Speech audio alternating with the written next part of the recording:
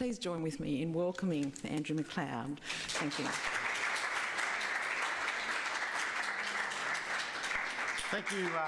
Thank you very much, Dean, and thank you very much for welcoming me back to my law school. I spent many of my years here in complete happiness and not so many of them in the lecture theatre.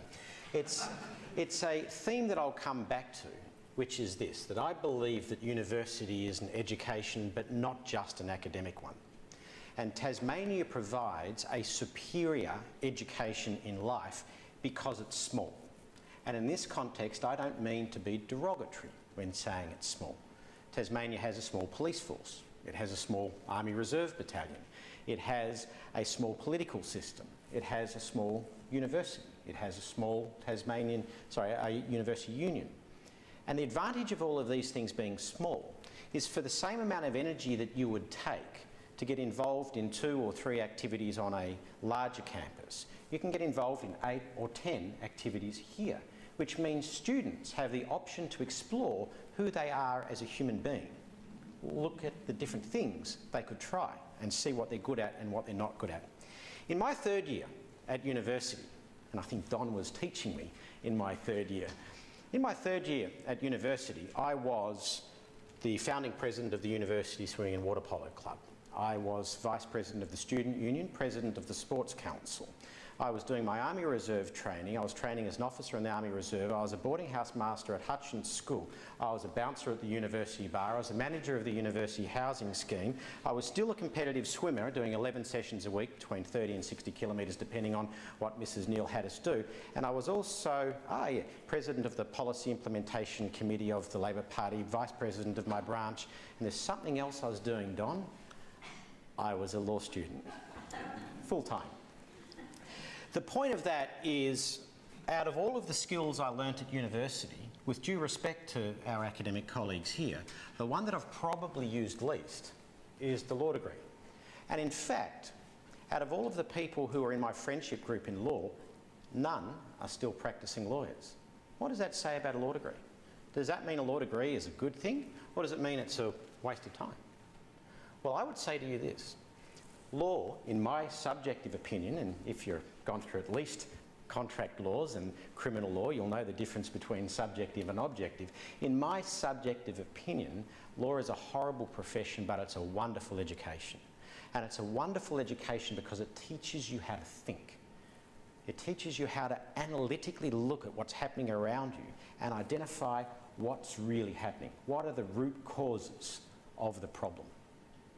And therefore, what can be the solutions?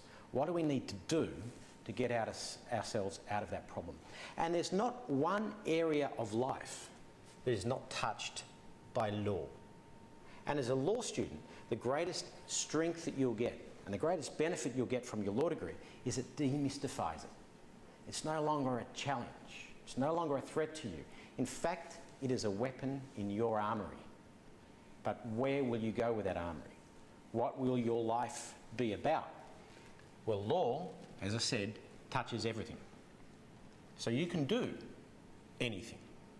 The question is, what? And how do you choose? Which brings me to what's on the screen above me. How many people here have had parents, or who are parents, who've said to children, what do you want to be? Who's heard that? What do you want to be? Do you want to be a doctor? Do you want to be a lawyer? Do you want to be a farmer? Do you want to be a mechanic? What do you want to be? With all due respect, wrong damn question. The right question, what do you want to do? Do you want to do good? Do you want to rape and pillage? Do you want to make squillions? It's a philosophical question. Do is a practical question. Sorry, do is a philosophical question, be is a practical question. If you focus on the wrong thing, you'll end up going off and buying a red sports car at the age of 45 because you found yourself in the wrong career. I was told I had to be a doctor. I actually don't like being a doctor. I was told I had to be a lawyer. I don't like being a lawyer. But if you get your philosophical do right, then you'll never have that crisis in your midlife because you will be choosing the right thing to do. And you can choose different things to be throughout your life. And I'm going to come back on to that in a second. What's my do? My come to mama moment, the thing that changed my life, was second year law constitutional lecture. Who would have ever thought a constitutional law lecture would change your life? But Michael Tate was giving it, and I'm sure many of you know Michael Tate. And Michael Tate was he was then still the Federal Minister for Justice and a Senator, and supposed to be talking about constitutional law, and halfway through the lecture he stopped and he said, "You know what, want to know something? I don't want to talk about constitutional law. I want to talk about having a law degree." And he said, having a law degree doesn't grant you a happy life and a wealthy existence. It imposes upon you an obligation to use your skills for the betterment of other people. And I went, boom. That's my philosophical do. I didn't even come up with it myself. It was given to me in a second year constitutional law lecture by Michael Tate. And I stick to that. And my do is I want to do good work, and I want to inspire other people to do good work, full stop. So then what can I be? Well, I propose a three-step process for anyone not sure where their life is going. One, you spend the time and figure out what is your philosophical do. Only you can figure that out. No one can give it to you unless you're lucky enough to hear it from someone like Michael Tate. The second thing you need to do, once you've understood what your philosophical do, is a ruthless examination of your skill set. What are you good at, and what are you not good at? What other skills can you acquire, and which ones would be a waste of your time? Like, I really admire Fred Hollows. Who's heard of Fred Hollows? Surgeon, cataract surgery, goes around the world. I would love to restore sight to people. I would. You know, popes do that.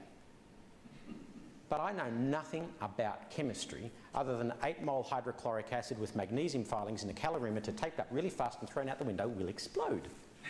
Because that's all I learnt in year 11 chemistry.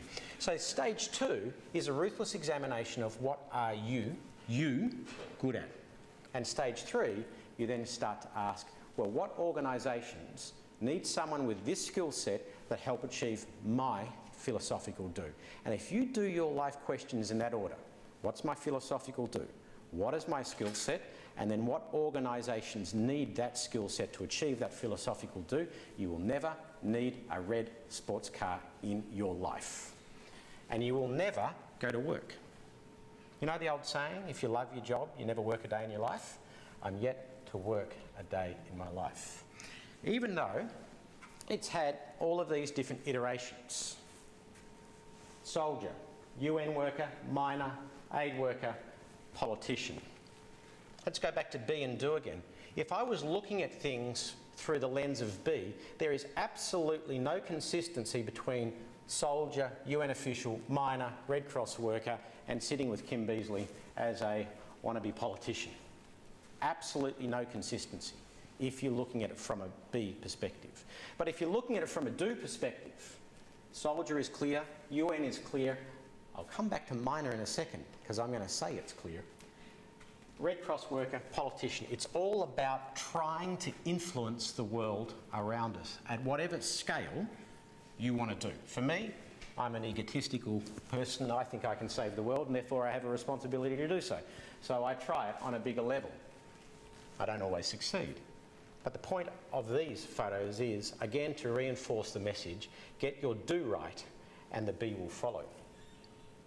The other thing I've learnt in life, 125 countries I've been to, 6 wars, a number of natural disasters, etc., is this. People are just people. It really doesn't matter where in the world you go. Most people want to achieve exactly the same outcome, and that is a better future for their children. And I don't care which culture, what colour, which economic background, most people just want to have a better future for their children. If only on this planet we would spend more time trying to find what unites us than find what divides us, we'd have a very, very different world. And people are just people. Here are some of the people I've met in my life. And they're just people. Gillard, Clinton, Rudd. I love the one in the top right, Junana Gusmao. Independence leader, guerrilla fighter, first president of East Timor. When this photo was taken, it says a lot about this man. Because Some of you might know when the Indonesians invaded East Timor in the 1970s, 5 Australian journalists were killed, one of them a fellow named Greg Shackleton. Greg's son Evan was my best mate in primary school, and I was with Evan when he found out his dad died. So from the age of 8 or thereabouts, I suddenly learned about foreign affairs and the negative impacts, and along with a lot of other Australians, fought in very many ways for an independence for East Timor. I think it might have been you, Don, or it might have been someone else I wrote an essay for about the right to self-determination and the right to free expression. It was a great pleasure for me in 1999 to be one of the monitors of the independence referendum in East Timor, then to go back in 2000 to train East Timorese on how to monitor their own elections, and then in 2002 to be there for the handover between the UN and East Timor for the handing over of sovereignty. But the top photo here on the right was taken in 2000. I was there giving some training to a whole bunch of volunteers, East Timorese volunteers who wanted to monitor their own election. And I said to my translator, listen, it'd be a great privilege for me if I could just get to meet Janana Gusmao, just for 5 minutes, just to shake his hand. And my translator said, look, I'll see what I can do. The next day I was in a room full of about 100 people giving a lecture on how to monitor elections, and suddenly the room went silent and everyone stood up. I don't normally have that impact on people. And I looked around and there was Janana standing on the stage. And he said to me, Andrew, you're here to help my country. You don't come to me, I come to you. What an act of humility from a man who'd fought all his life for the independence of his country. People are just people. The other thing you'll find in life as you go through is the people you used to look up to and think, wow, aren't these great, amazing people?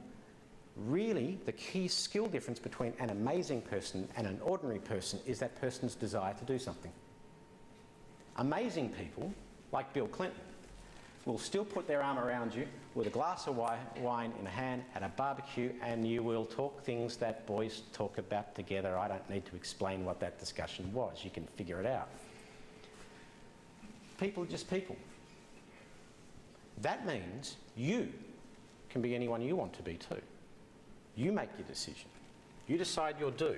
You decide your be. There is almost no office other than the President of the United States that you can't do unless you were born in the United States. You can do all of that with your law degree, if you so choose. And isn't the world changing? The world changes all the time, but it's changing incredibly fast now. Almost every job I've done since I left law school, I didn't know existed when I was in law school. Yes, I did my articles, and yes, I was a practicing lawyer for about 18.5 seconds. Did one fantastic case, Dillon versus the Baltic Shipping Company. We went all the way to the High Court. I was one of the instructing solicitors. It was quite funny. 1988, Self-Insured Soviet shipping company ship sinks in New Zealand. It sinks because the harbour pilot was drunk and decided to see what would happen if you took the ship between the lighthouse and the land. Funnily enough, if you take a ship between the lighthouse and the land, it sinks, which is why the lighthouse is there. But then a whole lot of legal things kick in. It wasn't the master of the vessel in charge, it was the pilot. The pilot's paid by the New Zealand government, and he's drunk. But shipping law says the pilot is still the agent of the ship owner. So you get to sue the ship owner, and we acted for all of the passengers. The problem is the ship owner was insured by the Soviet government. By the time we got to the High Court in 1992, there was no Soviet Union. Who do you sue? And the defendant quite happily said, we do not admit liability because we're Russia. So we started off with a shipping case and ended up into a succession of states case, which we then ended not with a legal point but a political one. Oh, so you're Russia, you're not the Soviet Union. That's correct. What are you doing with the embassies and the Security Council seat? We admit liability. It was an interesting case. The point of this, though, is most of the jobs you will apply for don't exist today. You don't know what they are. If you know what you want to do in life, great, go and do it. If you don't know, don't panic, because a whole bunch of new things are about to be created. Now, I spent most of my life in the non-for-profit sector, Working for the International Committee for the Red Cross in Yugoslavia and Rwanda, I specialised in war crimes, crimes against humanity and genocide and shipping and transportation. Do you see the link? Hands up the law students. Who's done international law? What's the link between war crimes, crimes against humanity and genocide and shipping and transportation law?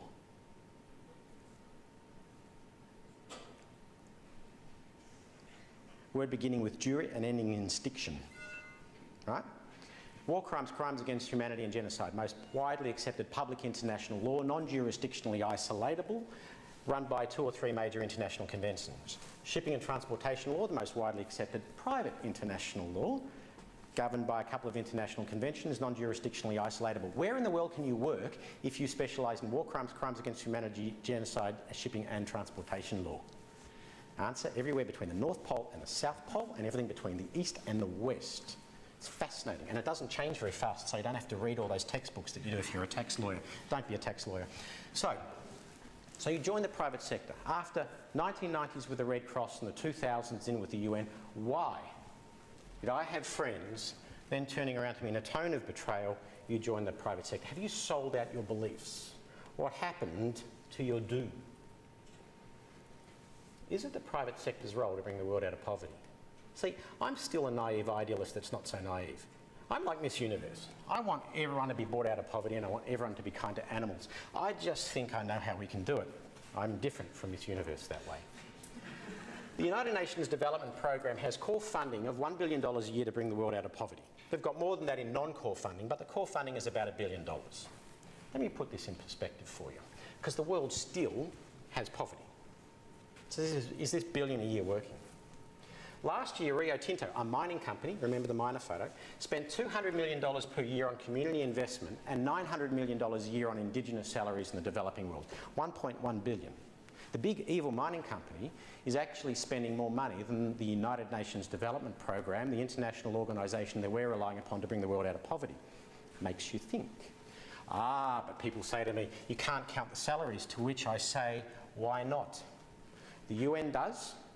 The NGOs do, so why can't the private sector? But even more importantly than that, the only way to sustainably end poverty is through employment. It's the only way to do it, through small, medium and multinational enterprises.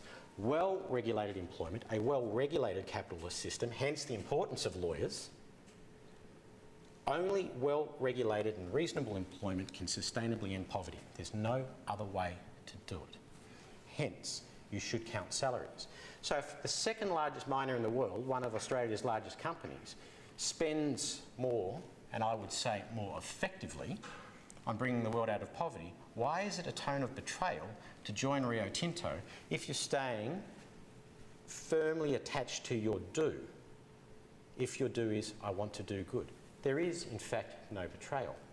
Some think development is not the role of the private sector, but it is. So suddenly, even if you're a well-motivated person with a humanitarian bent, you don't have to close off all of those career options that you might think are only open to the right-wing capitalists. There's a whole lot of new way of thinking about how to get things done.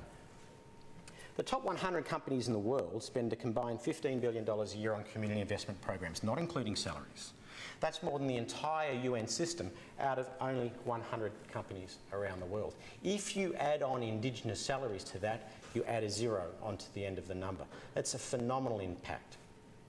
In fact, ignore the graph, I'll just explain what it means. If you track capital flows from OECD to non-OECD economies, 53% of capital flows come through the private sector, 30% through remittances, that is, expatriate workers sending money home, and 17% through official development assistance and philanthropy. So when Angelina Jolie and Brad Pitt, and I've met them both in Pakistan, and I've got to say Angelina Jolie does a wonderful job. Some of these ambassadors that come in are high maintenance, they need the right bottle of water and all of this sort of stuff, and it's really hardly worth bringing them in. But Angelina Jolie is great. She pre-reads, she pays her own way, she really likes to add value. But is it right to say the way to bring poverty, the way to solve poverty is to double foreign aid? If foreign aid and philanthropy is the smallest pool of funds available, why would we concentrate on that?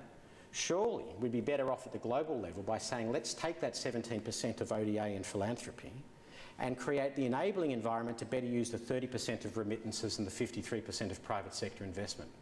Let's go to Rwanda. Unambiguously the worst country in the world in 1994. Between 500,000 and 1 million people killed in the genocide.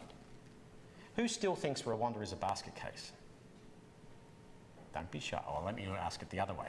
Who thinks Rwanda is in good shape? Okay, you've got to choose one or the other, people. Right, one or the other. I'll point you if you don't put your hand up on one of these questions. Who thinks Rwanda is a basket case? Who thinks it's in good shape? Okay, come on, I'm only seeing half of the hands. Right, good shape, yes or no? Basket case, yes or no? Right, the majority still say basket case and you're wrong. Rwanda has done an amazing experiment. They did 4 key things a few years ago. Liberated the exchange rate mechanism, allowed for repatriation of profits, had enforceability of contracts under local law, and zero tolerance for corruption. They're now the highest ranked country, that's positive sense, in sub-Saharan Africa on the Transparency International Index. By setting the macro and microeconomic climate to allow investment to thrive, guess what happens? People come in, they invest, they create businesses, that creates jobs, and compared to all of its other neighbouring countries in sub-Saharan Africa, it has done much more to bring its population out of poverty than anybody else within probably the most difficult context on that continent, trying to also recover from the psychological impact of a genocide that killed between 3 and 6 times faster than Hitler killed the Jews, and a genocide that wiped out 50% of the global population of Tutsis, i.e. more impactful than Hitler's genocide of the Jews. Not to say, in any way, to denigrate the great crime that the Germans did. But it makes you think. Do we focus on process or do we focus on outcome? And that's part of our role as lawyers in analysing what the real problem is and analysing where outcomes need to be. I was talking with Rick before. Rick was one of my political science tutors back when I was doing pol sci as part of my dual degree. And I wrote him an essay about the socialist objective in the Labor Party platform. The socialist objective used to say we need to nationalise industry to the extent necessary to limit exploitation of the workforce. The dogmatic ideologues that focus on process said, see, we need to nationalise industry. That's what the Labor Party should be about. The outcome-focused people said, no, hang on a second, it's for limiting the exploitation of the workforce. And when the socialist objective was written in the Labor Party platform in the 1890s, about the only tool available to policymakers was nationalisation. Since then, we've got a whole series of other tools. Health and safety laws, workers' rights laws, minimum wages. There's so many other ways we can limit the exploitation of the workforce.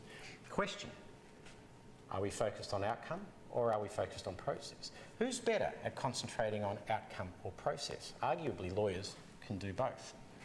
But I'm now asking you to think about your do and how you apply that do in outcomes and processes. Because there is, I believe, a wonderful 3-way convergence point happening in the world today. I love this little photo. These 4 boys waited outside my house in Rwanda every afternoon. I don't know why, but they would salute. And then we'd go and play a game of football.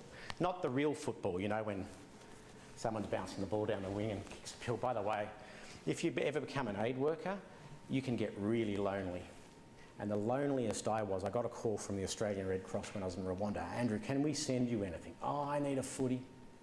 I need to play kick to kick. I haven't played kick to kick for ages. Send me a footy. So they couriered over a football.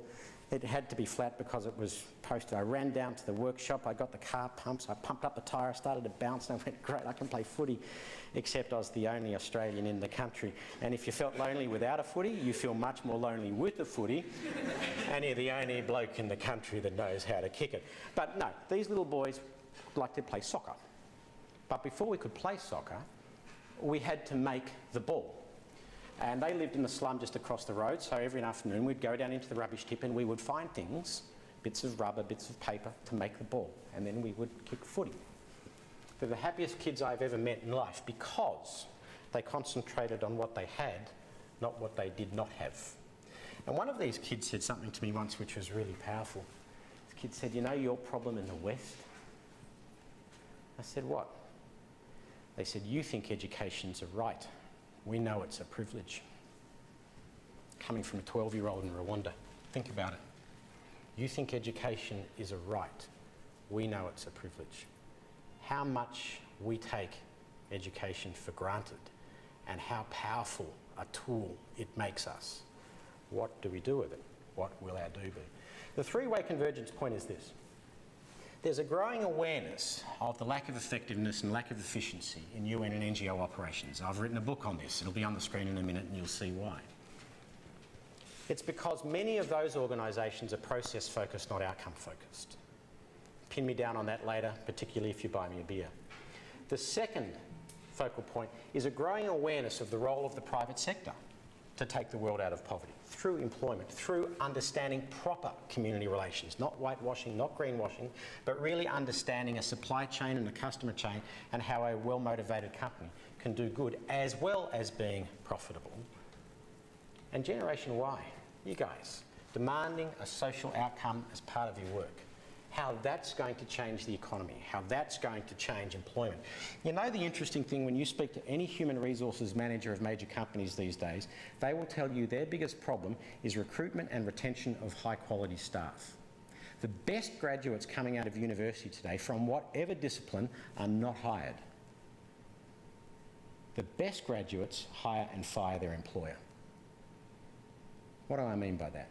If your employer is giving you what you want and you're a good graduate and you're confident in your skills and you've got your ability and your employer is not giving you what you want, you fire your employer and you go and get another one. That dynamic is manifesting itself in Australia more than it is in North America and Europe because of where we are on the economic scale. But as Europe and as North America continue to recover from the global financial crisis, it's not over, we're still coming out of that. That will manifest itself. That factor of good graduates hiring and firing their employer will manifest itself in those economies as well. So you, in your last couple of years of university, as you're getting ready to enter the workforce, make sure you are a good graduate, not just academically, but with all of these well-rounded extracurricular activities as well. By the way, my uncle used to be a partner of a law firm, and he had one criteria which was a go, no-go for everyone seeking articles. You know, you had to have a good academic record, you had to have a whole lot of other things as well. But he had one criteria: if you didn't have it, you wouldn't get into his law firm. What was that criteria? Take a guess. Volunteering? Volunteering? Not quite. Any other guesses? You had to work at McDonald's. Seriously, why?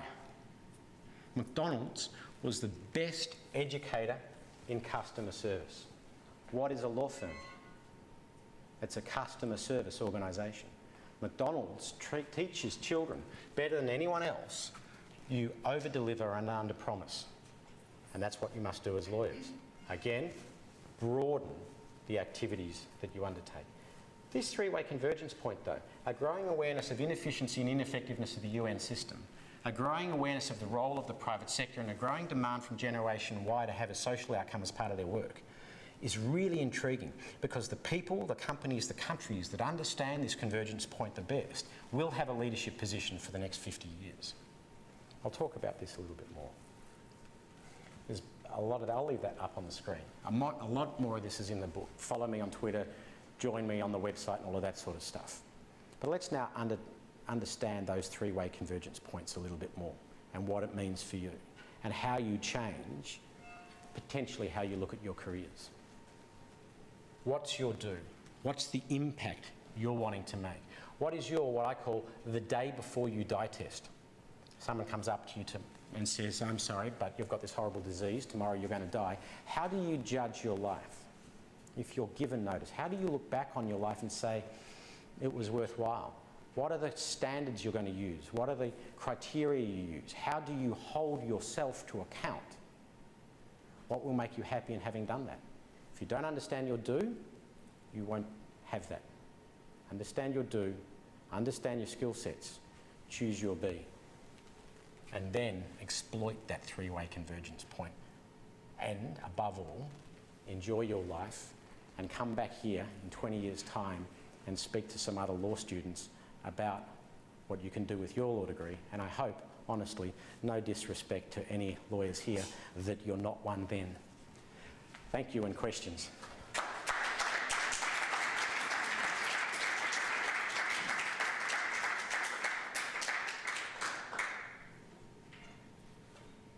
So, what can I say? Raise your hands for questions. Yes.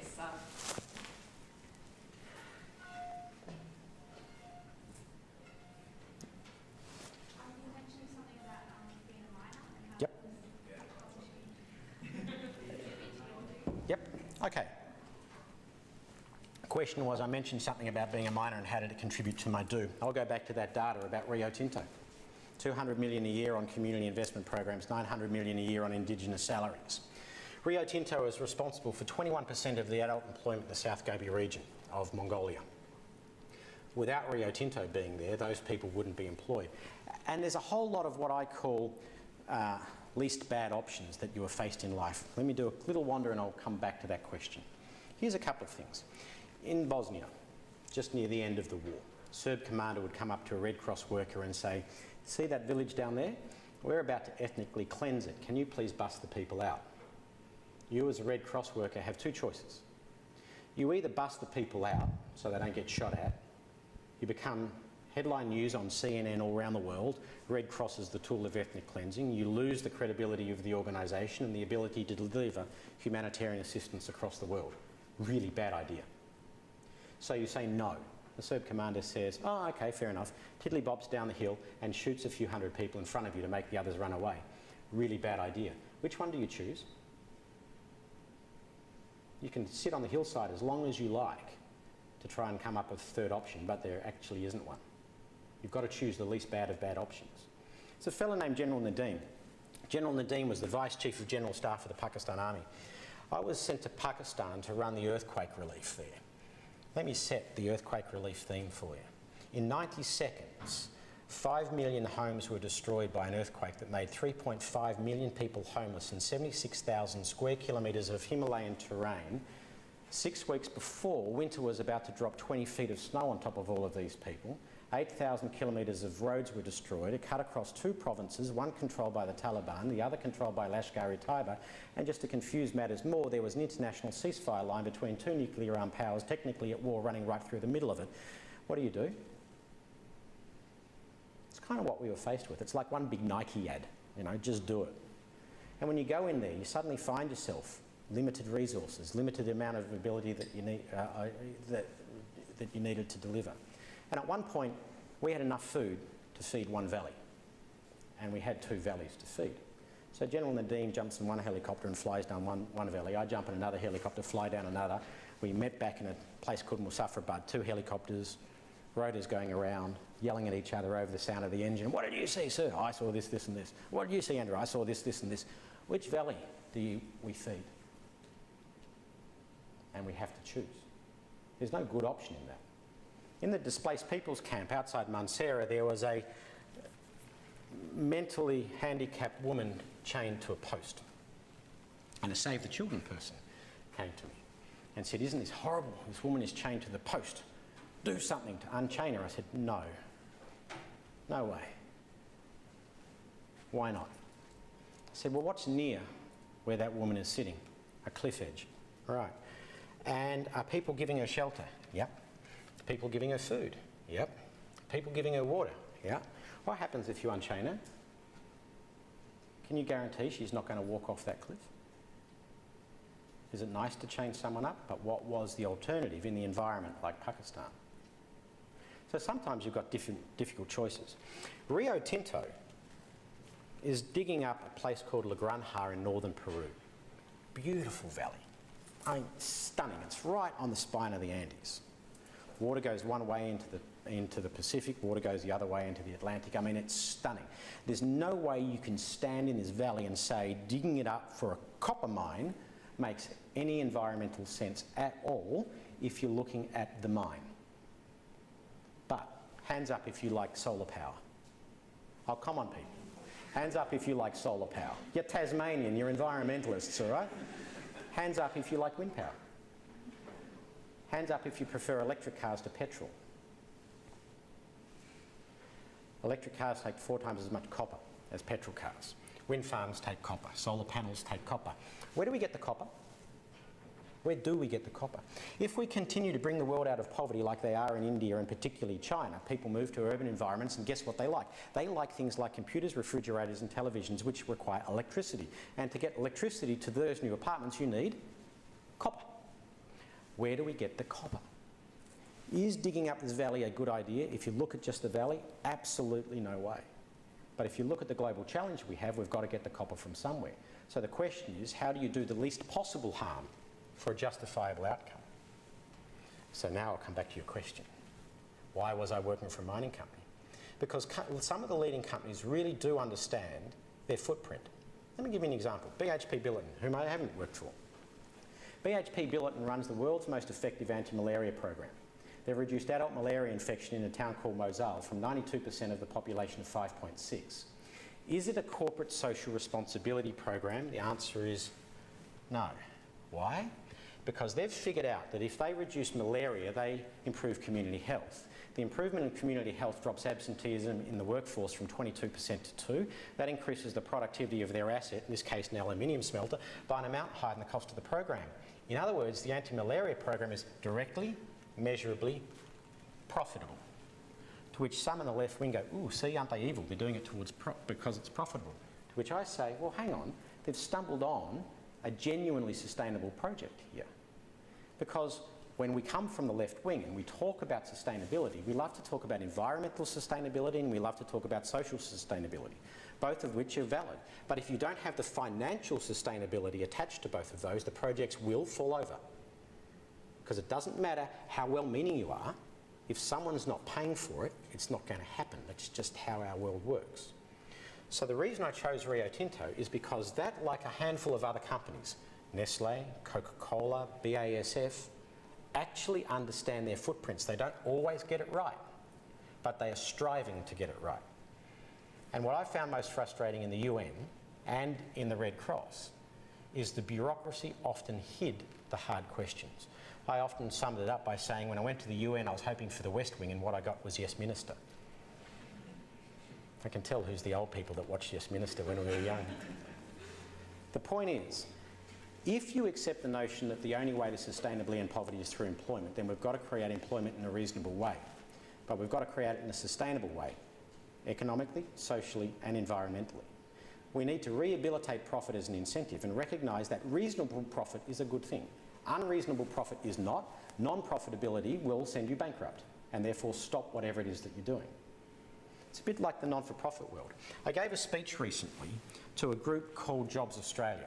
And Jobs Australia wanted me to speak about partnership between the for-profit and the non-for-profit world. In the non-for-profit parlance, that means how do we get them to give us more money? It's not really partnership, it's a take arrangement. And I said to them, in an audience of about 300 people, righto, how many of you in the first 2 or 3 sentences when you approach a private sector company will say something along the lines of, give me some money? Every hand in the room went up. I said, how many of you in the first 3 or 4 sentences in a meeting with the private sector say, I'm going to improve your profitability? Not a single hand went up. I said, how many of you believe that your clients, the long-term unemployed and the handicapped, will be better employees with longer-term retention and more loyalty? Every hand in the room went up. I said, how many of you got the data to prove that? 2/3 of the hands went up. And I said, so why aren't you going in and saying, if you build a partnership with me, I will give you a pool of employees with better retention, better loyalty, and save your recruitment costs and therefore improve your profitability? And everyone went, ooh. And that's the 3-way convergence point that we're now starting to get to. How do we really look to those partnerships between the 17% that's official development assistance and philanthropy, the 30% that is remittances, the 53% that's private sector, and don't say one sector is good and one sector is bad. We've got to create a partnership between all 3. That's why I work for the mining company. So please join with me in thanking Andrew for his wonderful address.